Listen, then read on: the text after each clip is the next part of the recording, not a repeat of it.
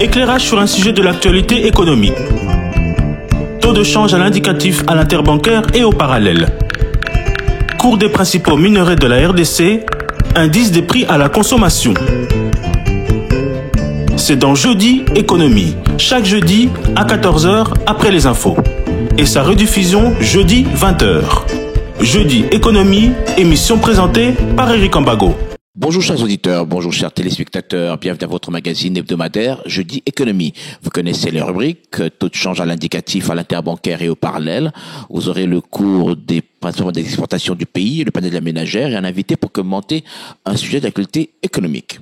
Commençons par le taux de change. Béro Matanda, bonjour. Bonjour Eric Ambago. Quelle est la parité aujourd'hui franc-congolais, principale devise étrangère ? La parité franc-congolais principale devise étrangère à l'indicatif se présente comme suit. 1 dollar vaut 2848,6 977 francs congolais. 1 euro équivaut à 3052,0567 francs congolais. 1 franc CFA égale à 4,6 528 francs congolais. Et 1 rand sud-africain vaut 161,8 214 francs congolais. Au marché parallèle, 1 dollar équivaut à 2851 francs congolais, 1 euro vaut 2952 francs congolais et 1 franc CFA égale à 4,2 francs congolais. Et quel est le cours des principales matériaux d'exportation du pays ? Voici le cours des matières premières. La tonne du cuivre a enregistré une baisse, Eric. Elle coûte 9002,01 dollars américains contre 9597,85 dollars américains la semaine dernière. Le coût de la tonne du cobalt n'a pas bougé. Il est toujours à 24 300 dollars américains. L'once d'or est vendue à partir de 2582,78 dollars américains contre 2667,18 dollars américains la semaine passée. Le baril du pétrole revient à 68,47 dollars américains contre 71,79 dollars américains il y a une semaine. Et enfin, une tonne de cacao est vendue à partir de 7 867 dollars américains contre 7 251 dollars américains la semaine dernière. Merci Béro Matanda, on vous retrouve avant la fin de l'émission pour le panier de la ménagère. Les opérateurs économiques doivent œuvrer dans un environnement sain pour prospérer. L'État doit donc mettre en place des conditions pour cela. D'où l'importance d'un dialogue public-privé et surtout favoriser les contacts. Jeudi Économie reçoit pour vous un invité, l'administrateur délégué de la FEC, la Fédération des entreprises du Congo. Monsieur Kibuna Bonongue, bonjour. Bonjour. La première question, dans quelles conditions travaillent les opérateurs économiques en RDC ? Wow. Question compliquée, mais c'est l'environnement qui est là aujourd'hui et ces opérateurs économiques doivent travailler dans cet environnement qui est mis en place par les pouvoirs publics parce que la Fédération des entreprises du Congo qui fait un véritable travail d'utilité publique essaye d'être le partenaire loyal vis-à-vis du gouvernement. Le gouvernement qui doit mettre en place cet environnement économique dans lequel doivent opérer les opérateurs économiques. Il y a parfois des hauts et des bas, mais toujours est-il que le dialogue est maintenu entre les pouvoirs publics et la Fédération des entreprises du Congo. Depuis l'avènement du chef de l'État actuel, même si avant il y a eu également des structures comme celles-là qui ont existé, il y a eu la mise en place la cellule climat des affaires au niveau de la présidence de la République. Cette cellule climat des affaires qui était d'abord un cadre permanent de concertation économique, mais qui était logé au ministère de l'économie nationale, le chef de l'État a bien fait de mettre ce cadre au sein de son cabinet, de telle manière qu'il puisse suivre au quotidien l'environnement économique dans lequel doivent évoluer les opérateurs économiques. D'ailleurs, il y a 1 an et demi, 2 ans, il avait demandé qu'on fasse un baromètre sur le climat des affaires à travers toute la République démocratique du Congo. Et la FEC a été partie prenante dans les sondages qui ont été faits J'ai participé, le chef d'État était là également, avait présidé personnellement cette cérémonie. Le constat avait été fait, amer, que les opérateurs économiques ne sont pas contents de l'environnement économique dans lequel ils évoluent. Mais les choses évoluent évidemment, ils doivent bouger. On fera le prochain baromètre probablement début l'année prochaine. Nous, notre espoir au niveau de la Fédération des entreprises du Congo, c'est que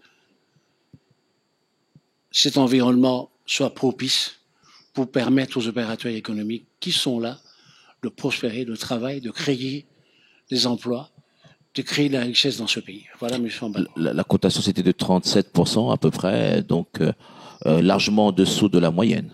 Je n'ai pas voulu donner le pourcentage, mais puisque vous le donnez, c'était en dessous de la moyenne, effectivement. Mais c'est pas parce que cet élève RDC est malade sur ce plan qu'il ne faille pas le soigner. On est en train de le soigner et on le fait avec le gouvernement, avec la présidente, avec la cellule climat des affaires. Chaque fois que nous avons un problème au niveau de la Fédération des entreprises du Congo qui concerne les opérateurs économiques, et nous allons vers les autorités publiques, vers le chef de l'État, parfois, lui-même personnellement, pour qu'il puisse trouver des solutions à ces problèmes. Parce que les richesses du pays viendront des minerais, on va en parler, viendront du secteur agricole, mais également des impôts que payent les entreprises qui travaillent dans ce pays. Alors, quelles sont les principales difficultés que rencontrent les opérateurs économiques en RDC? Les principales difficultés, c'est, je dirais, sont infrastructures. Monsieur Mbago, faut-il vous apprendre que aujourd'hui, quand nous avons des réunions du conseil d'administration ici au niveau de la FEC, réunions auxquelles les présidents des provinces, les présidents des entités provinciales doivent participer, parfois il faut annoncer cette réunion 1 mois, 2 mois à l'avance parce que il n'y a pas des compagnies aériennes qui vont partout, ou si elles y vont, mais c'est des problèmes récurrents, on annule les vols, on fait ceci, les routes n'existent pas. Cet environnement d'infrastructure qui n'est pas bien pose véritablement un problème. Il y a également un problème électricité. Moi, j'ai été plusieurs fois dans le Lualaba, j'ai été plusieurs fois au Katanga, au Nord Kivu également. Vous ne pouvez pas travailler, vous ne pouvez pas développer une industrie quand vous n'avez pas l'électricité. J'ai participé à la 7e conférence sur l'énergie cette année, n'est-ce pas, à Kolwezi. Le constat qui a été fait était amer. Même s'il y a des opérateurs économiques congolais qui commencent à se lancer dans cette, je dirais, cette aventure, on a toujours un déficit énergétique immense. Aujourd'hui, les minéraux du Congo n'apportent pas de valeur ajoutée, vous le savez. Pourquoi? Parce que tout simplement, faute d'électricité, ces entreprises minières ne peuvent pas transformer leurs minéraux sur place. Bien sûr, il y a quelques avancées. On a une entreprise qui a commencé à fabriquer des câbles électriques sur base du cuivre, mais cela ne suffit pas. Il faut aller plus loin. Il faut aller plus loin. Et là, on demande chaque fois au gouvernement d'aider. Et nous travaillons avec l'État congolais pour que, petit à petit dans ce secteur, on puisse arriver à trouver les voies et moyens de mettre en place l'électricité pour que les opérateurs économiques puissent travailler aisément. Même au niveau de la ville, même au niveau de la ville de Kinshasa. Vous savez, moi, les bureaux de la FEC sont au centre-ville, comme on l'appelle le centre des affaires de Kinshasa. Malheureusement, je ne peux pas compter le nombre de coupures de courant que nous avons ici au niveau de la FEC. Mais tout le monde a pris ses dispositions, évidemment, pour avoir un groupe électrogène de telle manière. Vous le vivez également chez vous. Tout à fait. Donc, ce sont ces contraintes qui sont majeures. Mais il y a également d'autres contraintes. Le climat des affaires. le climat des affaires, vous venez de le dire tout à l'heure, quand on a fait le baromètre sur le climat des affaires, 37% de satisfaction, c'est très peu. Mais le chef de l'État, comme il avait dit ce jour-là, lors de la présentation du baromètre sur le climat des affaires, il a pris la ferme volonté d'essayer de modifier. Et c'est ainsi que nous également, dans le cadre de ce que nous faisons, du lobbying que nous faisons auprès de certains organismes internationaux, que nous avons approché le PNUD. Le PNUD qui nous a déjà aidé l'année dernière à faire une table ronde sur les petites et moyennes entreprises au Congo, table qui a été une réussite. Vous parlez souvent des petites et moyennes entreprises, M. Ambago, dans vos émissions économiques. Tout à fait. Le jeudi, c'est la base Du développement. dans ce pays. Ce ne sont pas les macro-industries qui vont être à la base. C'est le jour où les petites et moyennes entreprises vont travailler, et surtout congolaises. Congolaises, pourquoi? Parce que les étrangers qui viennent ici, on les accueille, ce sont des sociétés de droit congolais, mais à capitaux étrangers. Mais moi, je voudrais revenir à l'histoire de ce pays. Avant l'indépendance et après l'indépendance, on a eu des sociétés de droit congolais à capitaux congolais. Quand GECAMIN était dans sa splendeur, GECAMIN a essayé de donner des marchés aux entreprises, même au niveau de la zone économique de Kinshasa, mais aux opérateurs économiques congolais. C'est ce que nous souhaitons au niveau de la Fédération des entreprises du Congo. C'est pour cela que nous avions tenu cette première table ronde sur les petites et moyennes entreprises. On doit continuer.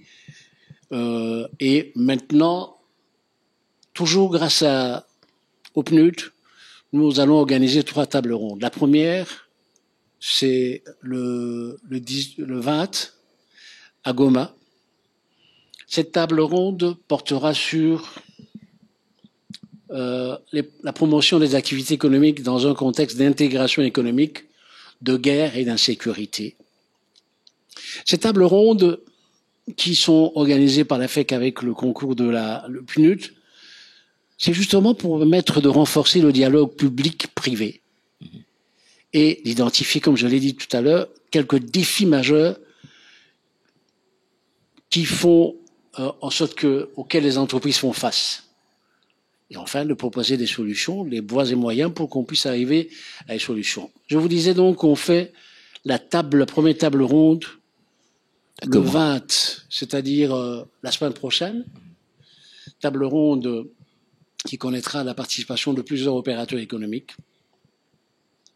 Monsieur Ambago, si vous avez aujourd'hui une base, le socle d'une économie véritablement congolaise, tenue par les Congolais, c'est dans le nord et le sud Kivu. Je vous parle en connaissance de cause. Une région en guerre, pourtant. Oui, une région en guerre, mais vous savez, les gens ont eu ce réflexe, parce que depuis 30 ans, cette région connaît les guerres à répétition, et les opérateurs économiques se sont organisés pour continuer à faire des affaires. Je vais vous dire quelque chose. Si l'agriculture devait reprendre ses lettres de noblesse dans ce pays, c'est dans ce coin de la République. Vous savez, le nord et le sud Kivu, c'est vraiment la base du développement agricole de la RDC. Il y a évidemment d'autres provinces comme l'Équateur et le Bandundu, mais le nord et le sud Kivu, c'est vraiment la base. Vous trouvez là-bas le café, vous trouvez les grandes plantations de cacao, vous trouvez le quinquina, vous avez beaucoup de produits, des pommes de terre, mais pas comme avant, les oignons, tout. Les cultures pérennes, les cultures vivrières sont là. L'agriculture retrouvera ses lettres de noblesse si on laisse cette partie de la République tranquille.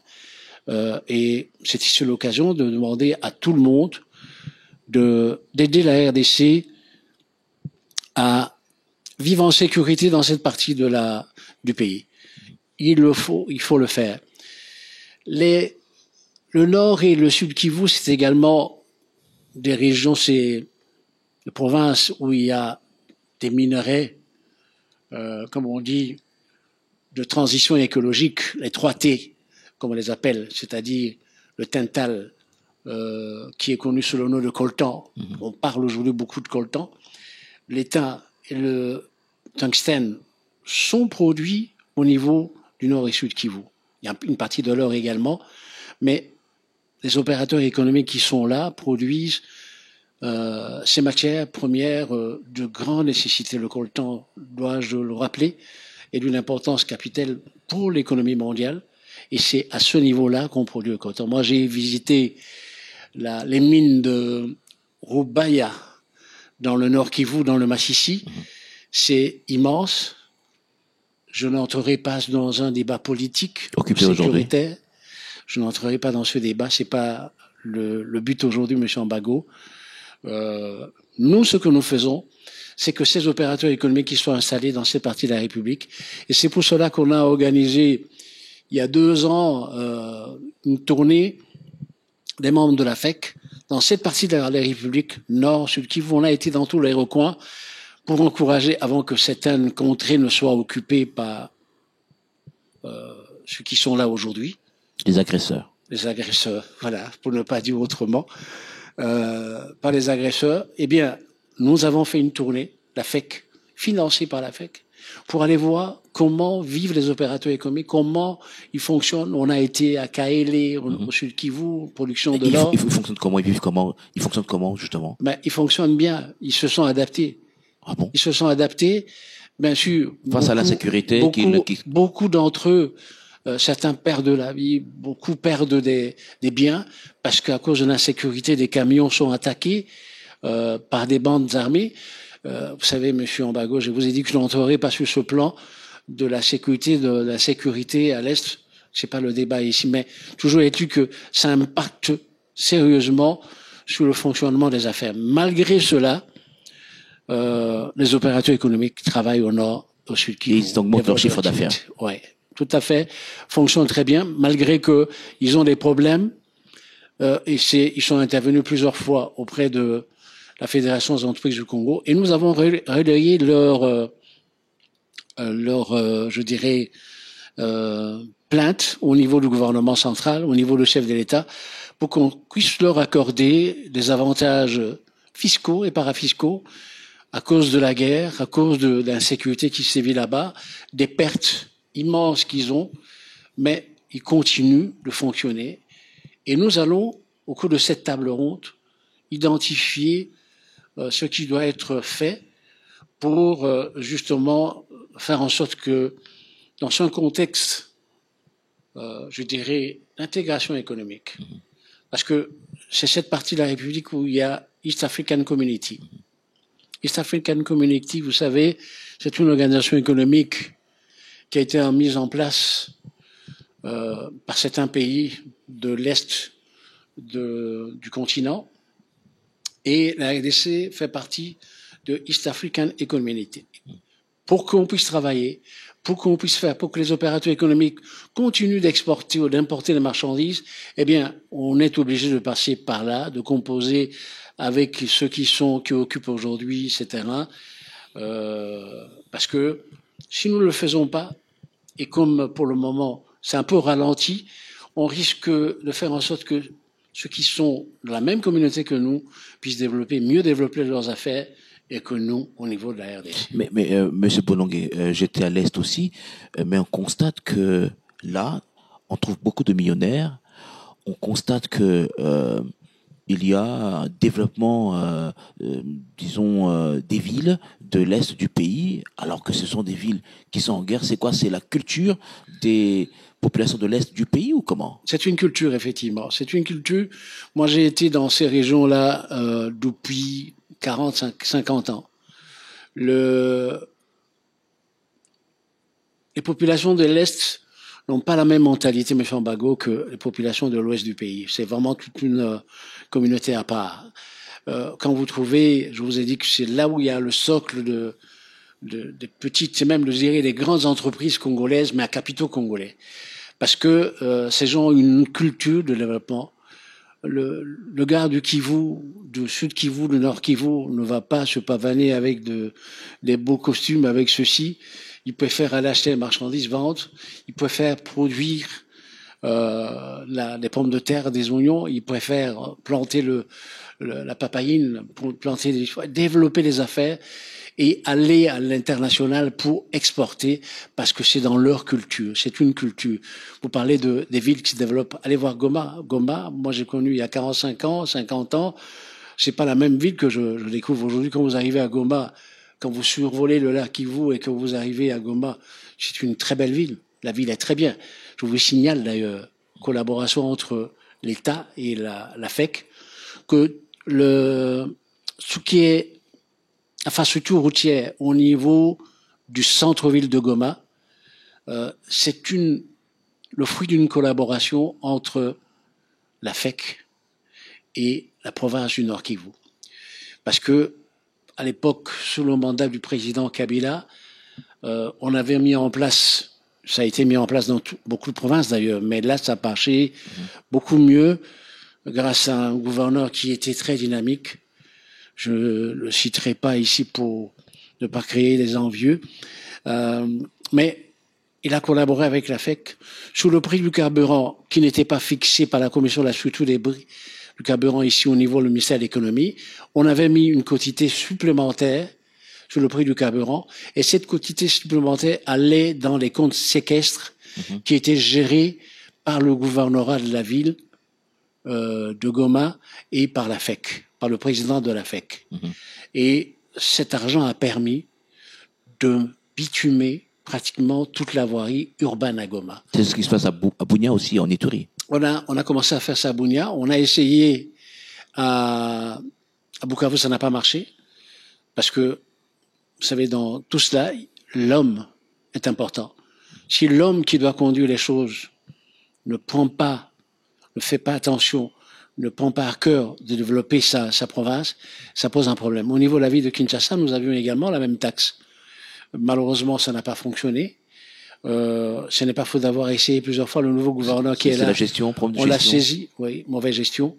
On l'a saisi depuis son entrée en fonction pour qu'on puisse, quand ils sont venus nous demander que l'on puisse relancer cette histoire, on leur a dit, faisons d'abord le bilan de ce qui s'est passé avant. Donc c'est pour vous dire que on travaille. Je reviens au niveau de la table ronde qui va être tenue au niveau de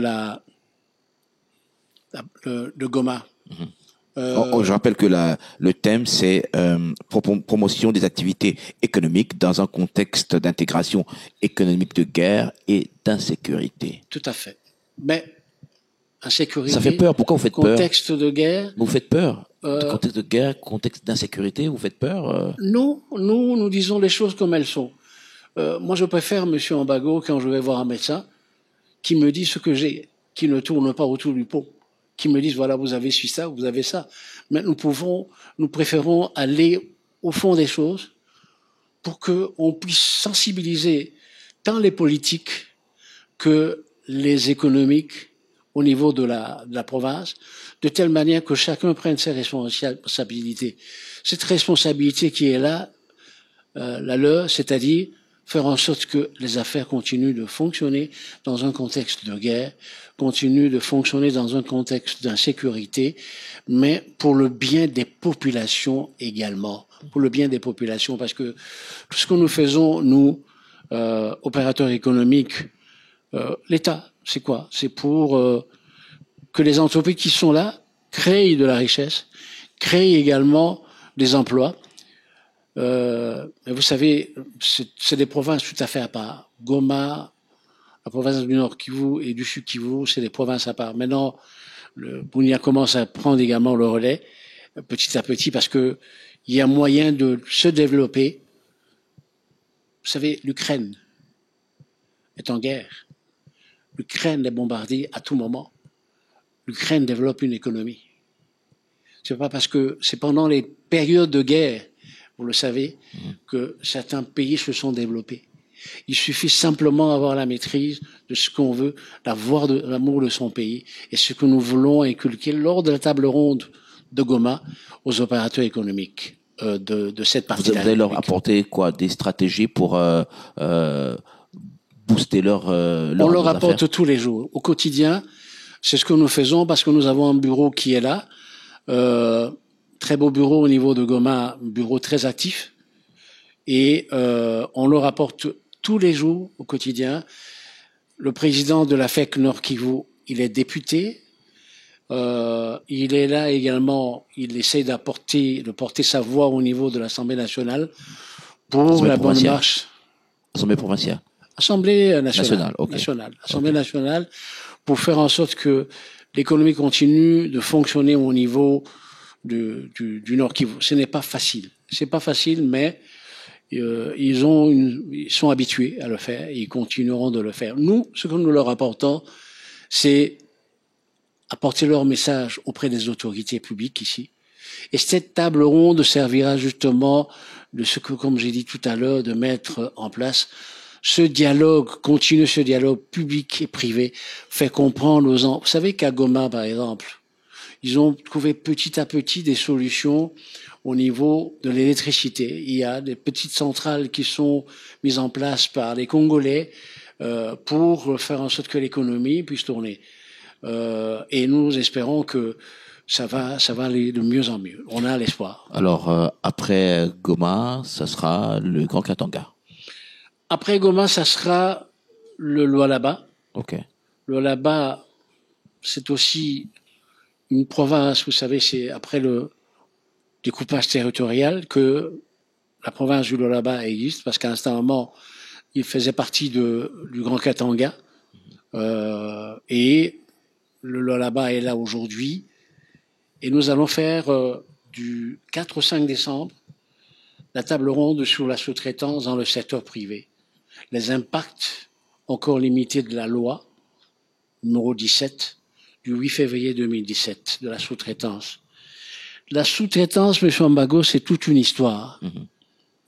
La sous-traitance a été faite à l'initiative de la Fédération des entreprises du Congo parce que on va pas refaire l'histoire. Je vous ai parlé de la GECAMIN tout à l'heure.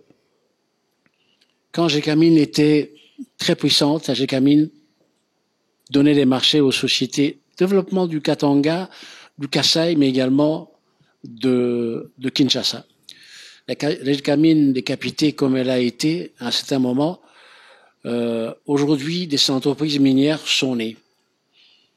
D'abord, il y avait des investissements américains, australiens. Aujourd'hui, on trouve beaucoup plus de Chinois qui sont installés là-bas. Malheureusement, le constat que nous avions fait à la FEC, chaque fois que nous allions au Lualaba, même au niveau du Haut-Katanga, c'est que, vous savez, dans l'entreprise minière, même pour les tenues, les travailleurs de cette société, on doit aller acheter en Afrique du Sud, on doit aller acheter ceci. C'est comme ça que la FEC avait pris l'initiative d'interpeller le gouvernement pour qu'on puisse mettre la loi sur la sous-traitance dans le secteur privé. Et petit à petit, nous y arrivons. Mais quand nous avons commencé, M. Mbago, vous savez, ça a été le tollé général. À l'époque, on nous a dit, même certaines ambassades sont intervenues pour nous dire, voilà, vous êtes en train de faire une organisation camouflée. Nous avons rassuré ces ambassades. Nous leur avons dit que dans la loi sur la sous-traitance qui a été mise en place en 2017, il y a des sociétés de droit congolais à capitaux congolais. Il y a des sociétés à capitaux de droit congolais à capitaux également étrangers. Oui. Tout le monde peut trouver des marchés. Mais ce que nous avons demandé dans la loi sur la sous-traitance, et c'est ce qui est en train d'être fait pour le moment, c'est le sujet qui sera à l'ordre du jour au niveau de Goma, parce que toute la crème de l'autorité de régulation de la sous-traitance sera là. De Lualaba. Le Lualaba sera là, au Lualaba. Parce que le constat qui avait été fait, c'est que la sous-traitance était réservée aux entreprises à capitaux majoritairement, malheureusement, étrangers. Et l'objectif de la loi sur la sous-traitance, de ce qui se fait depuis pas mal de temps, et ce qui va être développé également au cours de cette table ronde, c'est que la FEC, qui travaille, le président du conseil d'administration aujourd'hui, l'autorité de régulation de la sous-traitance, c'est quelqu'un qui est le président de la commission Monsieur Félix Amouna, est président de la commission PME de l'AFEC.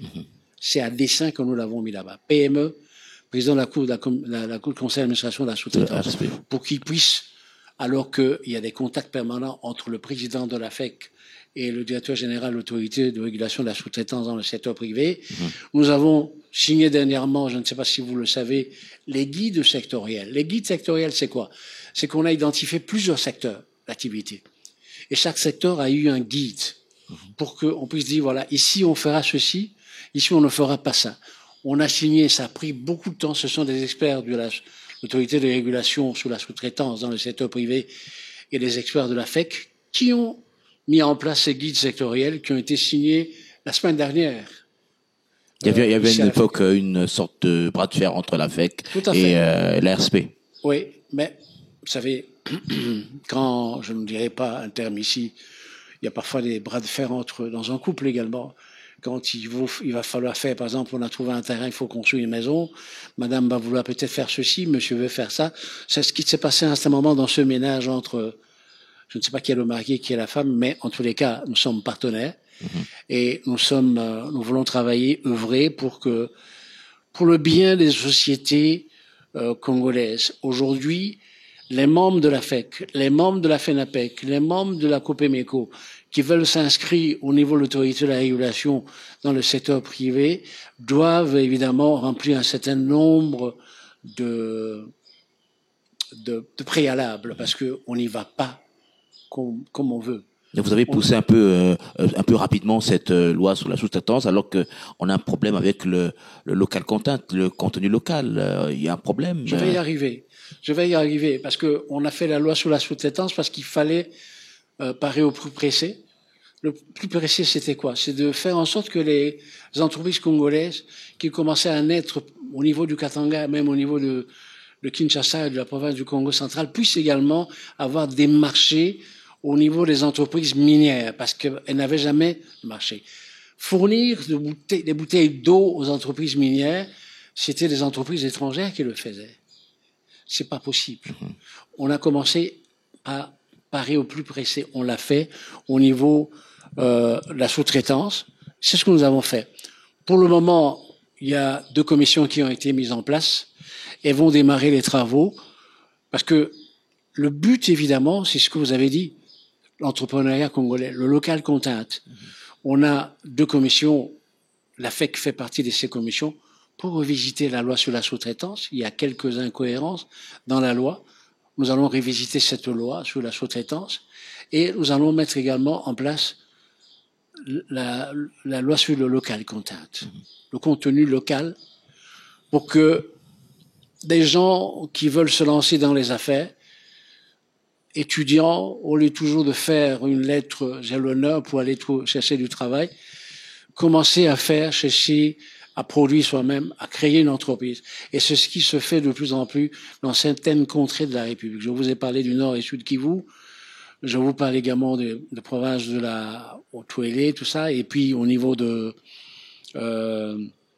Kinshasa, il y a des jeunes qu'aujourd'hui qui prennent l'initiative de créer des entreprises pour faire en sorte qu'elles puissent évoluer. Mais il faut leur donner un cadre réglementaire et c'est le but de la mise en place de cette loi sur le local content. Alors, au Grand Katanga, ça sera quels sont les résultats attendus dans le Grand Katanga? On posera les bases, justement, de cette loi et ce que nous voulons faire, c'est que sur le plan économique, les opérateurs économiques congolais puissent bénéficier des marchés au niveau des grandes entreprises minières qui sont installées dans le Lualaba, au Katanga, dans le Tanganyika aujourd'hui, dans le Nord Kivu, mais également leur donner la possibilité en les accompagnant avec cette histoire de la loi sur le local content, de voir comment on peut fonctionner. Vous savez,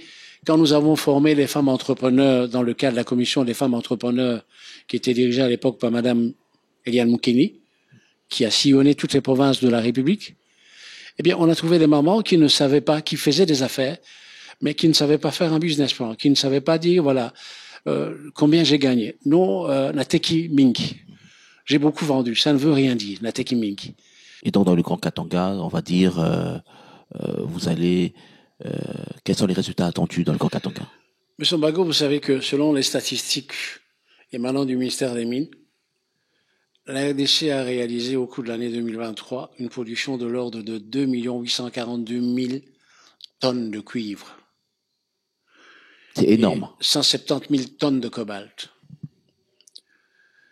Dans une telle situation, plusieurs effets d'entraînement devaient être effectifs et feraient du secteur minier un véritable moteur de développement. Cependant, malheureusement, l'économie locale ne semble pas capter les retombées de cette croissance à travers la sous-traitance.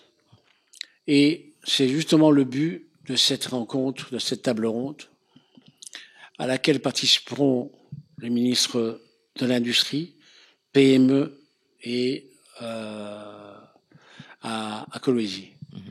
Parce que on va parler des mines, on va parler des retombées des mines. À Goma, j'ai oublié de noter que le ministre du Commerce extérieur sera de la partie, parce qu'on a parlé d'intégration régionale, on a parlé de ceci. Nous avons parlé également de la East African Community, mais vous savez que le Congo, bientôt, va être en plein dans la zone économique spéciale. La ZECAF, la zone africaine. Oui. Et malheureusement... De libre-échange continentale africaine. Ouais, on n'est pas préparé, malheureusement. Et on va aller dans cette histoire. Donc, nous allons là-bas pour essayer de faire en sorte que l'on puisse faire un état des lieux d'application de la loi sur la sous-traitance et ses mesures d'exécution sous toute l'étendue du territoire afin qu'on puisse, comme je vous ai dit, et après ces tables rondes, nous partirons au niveau du ministère de Mines, Petites et Moyennes Entreprises pour revisiter la loi sur la sous-traitance. Et puis après, la fin, ça sera pour cette année, de ce dernier trimestre, ce sera Kinshasa, aussi une activité prévue. Normalement, mais là, ce n'est pas encore, on attend confirmation du ministère des Finances. La table ronde c'est sur la fiscalité, mais pour le moment, on n'a pas encore fixé de date parce que le ministre des Finances bouge beaucoup. Dès qu'on en sera prêt, on va essayer d'annoncer ça. La mise en place d'une politique fiscale du développement en RDC approche et préalable. Exactement. Ben, c'est ce qu'on fait déjà dans cette histoire du baromètre sur le climat des affaires. La mise en place d'une fiscalité attractive permettra aux entreprises de se développer, de produire des richesses. Parce que ce que nous tenons depuis des années à faire, à dire, c'est que les gens ne viennent pas. On accuse les étrangers de venir investir, de prendre les biens de ce pays. Non, il faut que le Congolais soit intelligent. D'autres pays l'ont fait avant nous. Nous pouvons le faire également dans ce pays. Alors finalement, après, qu'est-ce que le Congo, quelle sera la valeur ajoutée après ces tables rondes? On doit s'attendre à quoi après ces tables rondes de Goma, de Lualaba? On peut s'attendre à quoi finalement sur le plan économique? Le réflexe est déjà là pour les gens de Goma et de Bukavu, n'est-ce pas? Parce que les gens des opérateurs économiques de Bukavu qui seront également la partie dans la table ronde à Goma, mais c'est qu'ils puissent être aguerris davantage pour fonctionner dans une économie aujourd'hui, cette partie de la République qui est en guerre. Ils le font déjà, mais qu'ils puissent savoir que le gouvernement les accompagne, la FEC les accompagne, et que cette pays soit véritablement, cette partie de la République soit vraiment le moteur de l'économie. Au niveau de Lualaba, la table ronde, comme je l'ai dit, c'est pour essayer de comprendre pourquoi, alors qu'on produit 2 800 000 et quelques tonnes de cuivre, 170 000 tonnes de cobalt, ça ne se voit pas. Bien sûr, il y a des bâtiments qui sont là, il y a des usines qui naissent au niveau du Katanga, du Haut-Katanga, du Lualaba, mais il faut encore que l'on sente ça auprès des Congolais. Au niveau de la petite économie, petite et moyenne entreprise congolaise, on le sent pas encore très fort. Même les restaurants, c'est tenu par des étrangers. Ce que nous voulons, c'est que le Congolais, comme il a fait avant 60 et après 60, 1960, après l'indépendance, puisse également profiter de cette manne-là, parce que c'est véritablement une manne. Les mines ne sont pas éternelles. Elles vont s'épuiser un jour. Il faut qu'on mette en place une économie alternative pour qu'après les mines, il y ait autre chose. Le Katanga était à un certain moment, dans la Gécamine, producteur de maïs. Sambago, ce que vous savez que des années durant, on a eu des crises de maïs au niveau du Katanga. On doit importer du maïs de la Zambie. C'est une aberration, alors que la Zambie a la même terre que nous. Il faut simplement que l'on donne les moyens à ceux qui sont là à côté, les populations locales, là où les mines s'installent, dans le cadre de la responsabilité sociétale. C'est le gouvernement qui doit agir, ou les opérateurs économiques ont leur part de responsabilité? Mais le gouvernement doit donner le pouvoir à ces entreprises qui s'installent, qu'elles se mettent également autour des entreprises minières, pas vraiment totalement autour, mais profitent des mannes qui sont là pour qu'elles puissent se développer également. Les Congolais puissent se développer. Alors, après ces 2 tables rondes pour cette année, il y en aura d'autres. Vous avez planifié de manière permanente? On est en train de discuter avec le PNUD qui nous accompagne depuis 4-5 ans, n'est-ce pas? On va, quand l'occasion va se présenter, on reviendra vers vous pour vous dire quelle table ronde, sur quel thème nous allons piocher. Il y a plusieurs thèmes qui sont là. Il faudrait également en parler, n'est-ce pas? Parce que pourquoi ne pas faire un jour une table ronde? Vous savez, aujourd'hui, le vice-premier ministre en charge du transport est en train de chercher à réguler la circulation au niveau de la ville-province de Kinshasa. On en parlait tout à l'heure ici, en aparté. Mais il y a un problème crucial. Vous êtes aujourd'hui dans un coin de la ville où vous ne pouvez pas aller dans un autre coin de la ville sans passer des heures sur les routes. C'est inadmissible. Il faut trouver des solutions parce que ceux qui travaillent, ceux qui produisent, parfois n'arrivent pas à l'heure au lieu de travail, sont sanctionnés et c'est un problème. C'est un débat qu'il faut avoir. Nous avons des réunions qui se font au niveau. Le vice-premier ministre a invité la FEC pour faire ces réunions, mais c'est dans un cadre beaucoup plus, je dirais, élargi qu'il faudra aborder ce problème. Ça ne se limite pas au ministère du Transport et voies de communication. Il faut aller au-delà.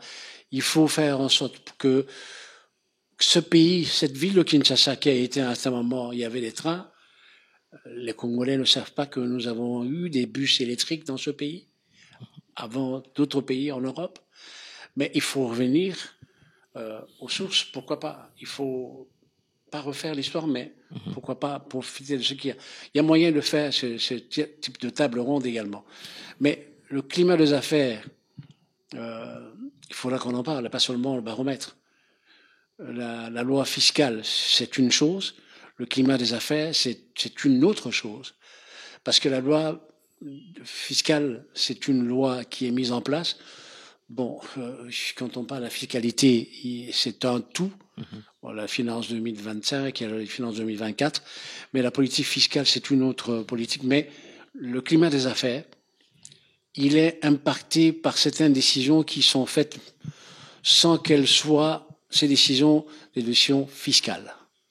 On vient, on est gouverneur quelque part, on veut, quand un bateau doit passer pour la province, quand un bateau part de Kisangani, M. Ambago, il paye des droits comme s'il passait d'une frontière à une autre, à un autre pays.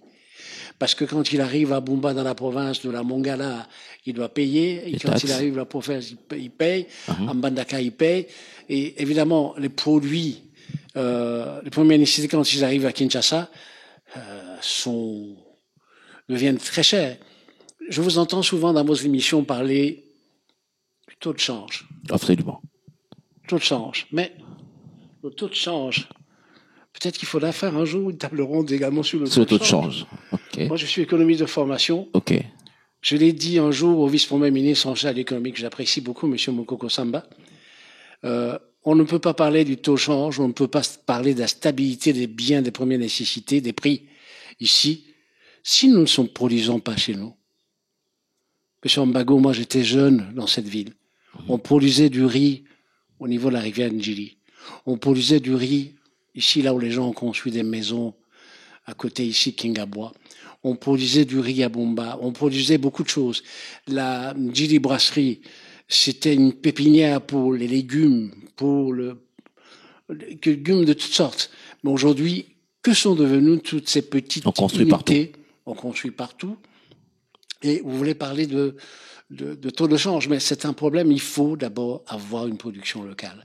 Goma produit des pommes de terre.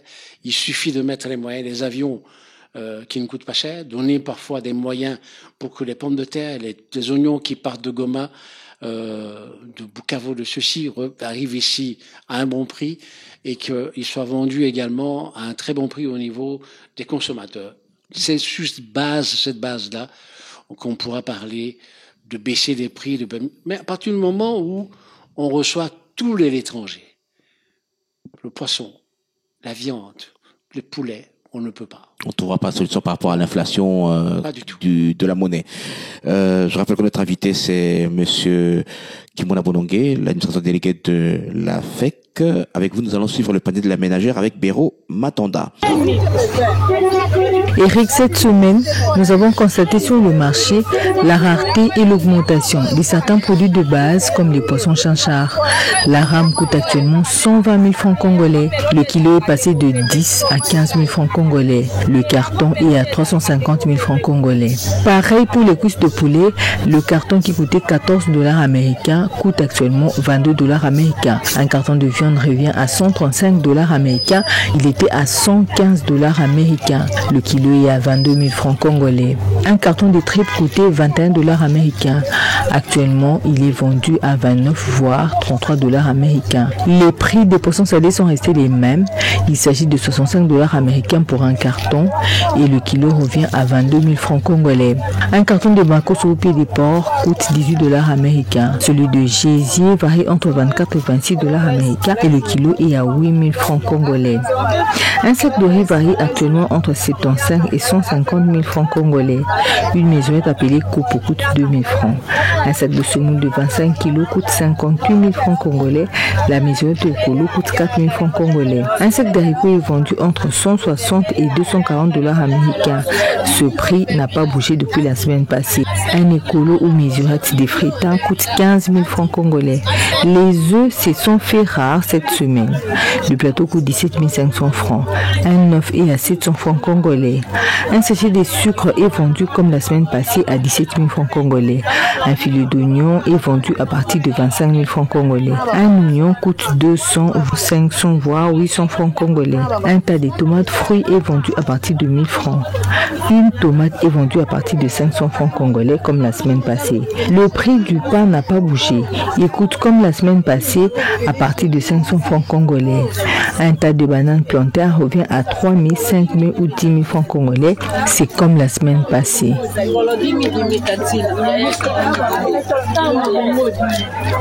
Merci Béro Matanda. On vous retrouve la semaine prochaine avec vos différentes rubriques. Alors, Monsieur Bonongué, rapidement quelques questions, des questions courtes par rapport à cette émission où l'économie congolaise. Vous êtes administrateur délégué de la FEC. Monsieur Bonongué, une question courte, réponse courte. Le gouvernement a consenti la baisse du prix du carburant à la pompe. Est-ce que ça aura un effet sur les prix des biens et produits sur le marché? Est-ce que c'est une bonne ou une mauvaise décision? Il ne m'appartient pas ici. Nous avons une commission hydrocarbures au niveau de la Fédération des entreprises du Congo. Dans cette commission font partie ce qu'on appelle les majors, les entreprises étrangères qui sont installées dans ce pays depuis des années, qui importent du carburant. Il y a également des opérateurs économiques congolais qui importent du carburant. Et également au niveau du sud, le Katanga, qui est devenu d'ailleurs le pôle le plus important en matière d'importation du carburant, et l'est du pays. Est-ce que la baisse des prix du carburant, ça aura un impact? Ça aura un impact, mais nous l'avons toujours prôné au niveau de la fédération. Moi, je le pense personnellement que il faut baisser les prix pour le Congolais lambda, pour les gens comme vous et moi qui allons acheter du carburant à la pompe. Mais pourquoi l'État doit payer des manques à gagner quand on voit que les entreprises qui sont là, qui ont de l'argent, qui peuvent acheter le carburant au prix plein, pourquoi ne pas mettre en place une structure qui puisse évoquer cette situation, se dire, pour que les entreprises, ces entreprises puissent acheter le carburant au prix plein. Ainsi, l'État ne paierait pas beaucoup de manques à gagner, mais la baisse des prix du carburant a un impact. Mais est-ce que l'État va continuer, le gouvernement va continuer à le faire indéfiniment? Je ne crois pas. Parce qu'il va augmenter de plus en plus les manques à gagner. Le gouvernement venait de libérer la semaine dernière un montant de 55 millions de dollars sur les manques à gagner qui sont au-delà de 300-400 millions de dollars. C'est une goutte d'eau dans la mer. Okay. Dans la mer. Donc, il ne faut pas continuer à le faire. Il faut à ce moment trouver des stratégies pour faire en sorte que ceux qui peuvent le faire puissent payer le carburant au prix plein et d'autres, comme j'ai dit, des Congolais qui vont à la pompe puissent acheter le carburant à ce prix-là qui est subventionné par le gouvernement. Et la décision du gouvernement